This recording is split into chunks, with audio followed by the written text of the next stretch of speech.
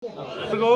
बयखौ खुलुमहरबाय रायजोफोर जों मोजाङै दङ जों मोजाङै जेलनिफ्राय फैबाय जोङो 7 तारिख जानुवारिनि फुंनि 2:30निफ्राय जेलाव दंहैयोमोन जोङो दा दिनै गबाय जोङो 91 दिन फुरा 3 मास जेल जादों जोङो दा जोंखौ नङै केसाव जोंखौ फान्दायनानै जेल जाहोदों जे जोंलायनो एखेबारे भारत राष्ट्रनि बेरेखा जुद्ध नांनो थाखाय हाथियार बुथुमदों आरो माने उग्रपन्थीजों माने दल गठन खालामदों बेबायदि मोनसे बानायनाय मोनसे केस होनानै जोंखौ जेलाव जोबदों दा दुखुनांथाव बेबायदि जुदि जायोब्ला जे बिराद अननाय जायो मोनसे न'खरखौ धंस खालामनो नागिरनाय बेयो अननायल' नङा बे पापनि बाथ्रा जायो दा दिनै बिक्रमखौ मिथिगौ आङो बिक्रमआ सासे कन्ट्राक्टर मानसि निर्दोषि मानसि आरो हितेश बसुमतारी बेबो सासे MLA बोसोरबा जानाय EM बोसोरबा जानाय 10 बोसोर जानाय हा बेनलाय माने अस्त्र नांगौलाय नाङा बेनो जेबो दा बेफोरबायदि मानसिखौनो जों जुदि बेनिफ्राय अस्त्र मोन्दों होनलायनाय आरो जोंखौबो बेजोंनो लिंक खालामनानै जुदि भारत राष्ट्रनि बेरेखा जुद्ध नांनो नागिरदों होनना बुंब्ला बे मिनिथावथाव राव जायो आरो रायजोफ्रा बयबो मिथिखागौ आरो मिडिया पार्सन बयबो जोंखौ मिथिगौ जों माबायदि मानसि जों मा मावो बयबो मिथिगौ दा गथिखे जोङो जोंनि बाथ्राखौ बुंनानै जों गावखौनो गाव जे माने निर्दोषि होननानै जों प्रमान होनांगौ बेयाव खुनु जुक्ति गैया रायजोफ्रानो मिथिखाजोबगौ दा जोंहा जेलाव थानानै हयथ' जोंखौ सानदों बिराद खस्थ' मोनबाय नामा सानदों जों रावबो खस्थ' मोनाखै जोबोर मोजां नोंथांमोना जों नुदों जों बिराद लेम फुंना फैदोंमोन ना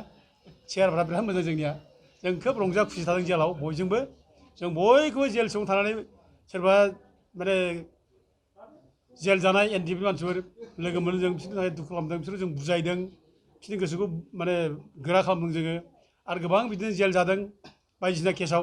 NDPजों लिंक दं बायदिसिना होननानै जेल जानाय दङ आरो सोरबा ड्राग्सनि दं जेल जानायफोर जों बिसोर बुजाय गासिबो मोजाङै जों टाइम खाथायबाय थादों जेलाव आरो जोंथ' बुंनो थांब्ला जेलाव जोङो मख'नाय जायो जेलाव जों बे माने जेल सिङाव जेल जानायफोरनो जोङो एखेबारे बे जेसेबां माने ड्राग्स लाग्राफोर बिसोरखौ जों बुजायनानै जों बिसोरो समायखिरा लादों दिनैनिफ्राय जों ड्राग्स जाला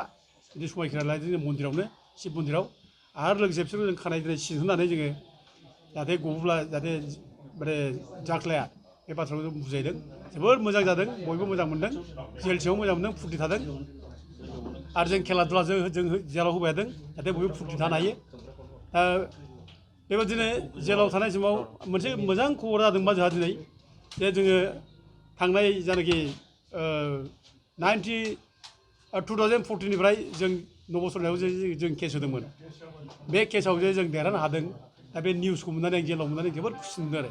बे गिदिर देरहानाय जोंनि थाखाय बियो बर' जाथिनि थाखाय बिराद गिदिर देरहानाय बियो बे जोंनि गोसोखौ खोब मोजांसिन मोनदों मनबल फैदों जोंहा दा बे निउसखौ बयबो रायजो राजा मिथिदों मिथिनाय बयबो गोजोननाय मोनदों दा बेनोल' आं बे बाथ्राखौ उनाव बुंबावगोन दा बे सोरनि षड्यन्त्र होनना बुंब्ला दा आं रोखा बुंनो हायो जे 6 तारिख बेलासियाव जोंहा मिटिं जादोंमोन BTCआव प्रमद बर' ओमफ्राय DC दंमोन प्रिन्सिपाल सेक्रेटारि दंमोन ओमफ्राय खारगावनि रायजोफोर दंमोन 20 जनसो ओमफ्राय सार्कोल अफिसार ओमफ्राय पावार ग्रिडनि मिटिं दंमोन बे मिटिङाव प्रमद बर'आ खोब गाज्रि रोखोम रायदों रायजोफोरखौ जे नोंसोरो माने हा हुनि दावरावसो खालामबाय थायो बे पावार ग्रिड लांनायनि खोथा लानानै बे पावार ग्रिडखौ लांनायनि थाखाय जायगानि रायजो राजाफ्रा ओरैबायदि खस्थ' जाबाय जे बे हाया दामबो गैला फानबो हाला बे हायाव न'बो लुनो हाला दा मा खालामबावनो दा बेखायनो रायजोफ्रा मोनसे उपजुक्त मोनसे माने कम्पेनसेसनफोर लुबैदोंमोन बिसोर बिसार मोनसे लुबैदोंमन दा बेखौ होनो गोसो गैया प्रमद बर'आ सिगिदों बे समाव जे नोंसोर दा मानो होबथादों बोलाय बेथ' BTCखौ बदनाम खालामो नोंसोरो बिदिब्ला आर्मि पुलिसजों लानानै नोंसोरखौ होख्रांनानै खालामनांगोन ओरै होनदों अब्ला आं प्रमद बर'खौ बुंदोंमोन जे नोंथाङा बिदि बाराद्राय बुंनाया थिग जायाखिसै आर्मि पुलिसजों जे नोंथांमोना दमन खालामनो नागिरनाय बे थिग जायाखै नोंथांमोना समस्याखौ समाधान खालामनांगौ नोंथांमोना समाधान खालामनो थाखायसो रायजोफ्रा फैदों आं बे बाथ्राखौ बुंदों आरोखि दा बिथाङा खोब लाजिनाय मोनदों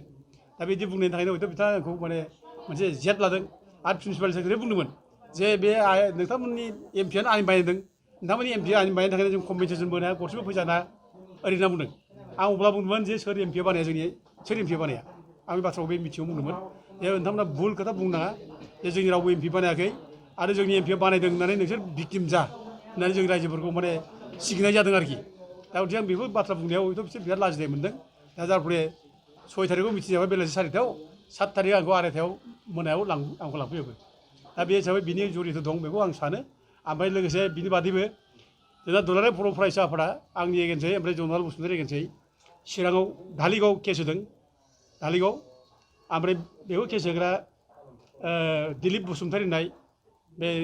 माबानि मा होनो बिजिनिथिंजायनि बे होदों एबसुनि सेंग्रा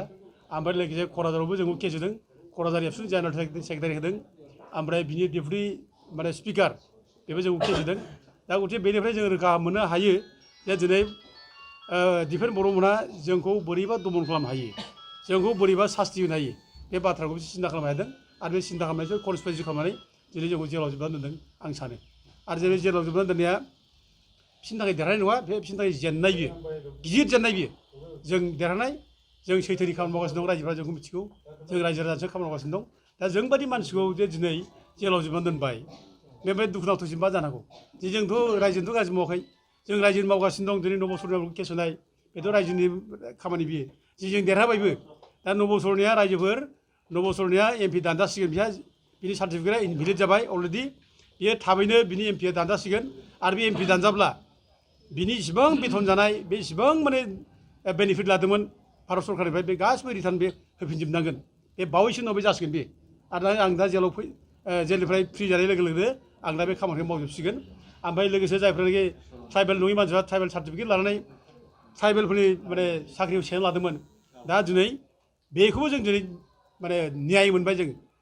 हाइकर्टआ दिनै बिसोरनि सार्टिफिकेटखौ माने गासिबो उइद्र' खालामबाय होननानै बे हाइकर्टआव दिनै माबाया WPD-BCआ दिनै लिरना होनांबाय दा गथिखे बेबो जोंनि थाखाय देरनाय बे जोंनि थाखाय रंजानाय बाथ्रा खुसि मोननाय बाथ्रा आं जेलाव बे खबरखौ मोनदों आं जोबोद मोजां मोनदों आं जोबोद फुर्ति थादों जेलाव बेफोर खबरखौ मोननानै आरो दा मोननै जिनिसखौ आं बुंनो हायो रायजो राजा सिगाङाव बर'नि देरसिन समस्यानो मोननै बे जाहैबाय मोनसेया हा हुनि समस्या लेन्ड प्रब्लेम आरो मोनसेया जाहैबाय रिजार्भेसन प्रब्लेम दा दिनै जोङो नुदों जोङो लेन्ड प्रब्लेमखौबो जोङो बड'लेण्ड जनजाति सुरक्षा मन्चआ ओमफ्राय रायजो राजा आफादनि सहाय मोननानै जों ट्राइबेल बेकग्राउन्डनि हानिफ्राय इलिगेल थानायफोरखौ होखारनांगौ होननानै जोङो अर्डार दिहुननो हादों प्राइम मिनिस्टारबो जों अर्डार मोनदों हाइकर्टआबो जोंनो अर्डार होदों बे मोनसे ओमफ्राय जों रिजार्भेसन पलिसियावबो दिनै ट्राइबेलनि एमपि सिटखौनो जों फाननानै जाबायमोन जोंहा दुखुनांथावै नबसरनि बादिया दिनै ट्राइबेल नङाग्रा ट्राइबेल रिजार्भ सिटनिफ्राय एमपि देरहानानै जोंनि बेरेखा बुंनो माने माबा मोन्दोंमोन बे सुजुग मोन्दोंमोन खाबु मोन्दोंमोन जे दिनै बे जोब्बाय गैलिया दा जों बेयाव देरहाबाय दा फैगौ दिनफ्राव जायनाखि MLA दारायगोन बे 5 नं क'क्राझार लकसभा समस्तियाव बेयाव खुनु नान ट्राइबेल मानसिया ट्राइबेल नङि मानसिया